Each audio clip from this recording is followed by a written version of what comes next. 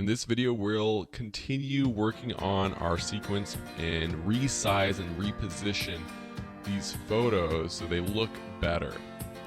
Now we're creating this piece which is more of a documentary piece, but this will come in handy if you're doing a narrative piece.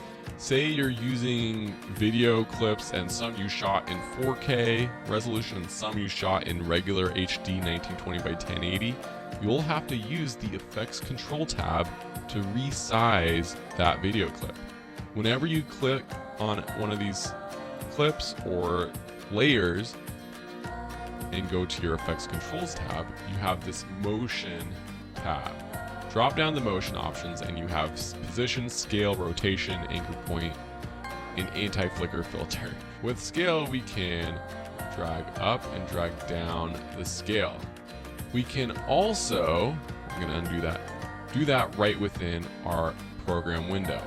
Just by double clicking, it's hard to see, so let me zoom out, and this is a good time to explain what this is right here.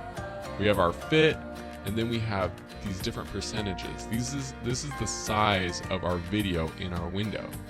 If we say fit, it blows up the video program monitor to the size of our panel right here. So if we make the panel bigger, it increases in size.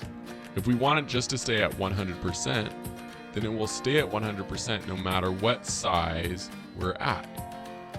For now, we want to decrease the size so that we can see this bounding box of the photo. See, when I double click the photo in here, we get this bounding box, and when I increase or decrease the size, you can see the scale increase or decrease over here. I typically leave this at fit, and I typically will just use the scale options over here, although it is very fast to double click, move around our objects, and resize and rotate. If we hover over the edge until our mouse becomes this kind of curved arrow, this is our rotate option. We can do all of this from over here too. So for now, let's just put this in place. Later on, we're going to add a bit of motion to it, but for now, we'll just put it in place. Now, when I go over on my timeline to this next photo, you'll notice that I'm still on the settings of this previous photo. So you have to select that in your timeline. Open up your motion tab, decrease the size, and maybe just double click over here and put it in the right spot. Something like that. That's good for now. Now let's go back to our social media screenshots over here. And we'll just resize all of these. I double click these, can resize them. You can put them in different parts on the screen.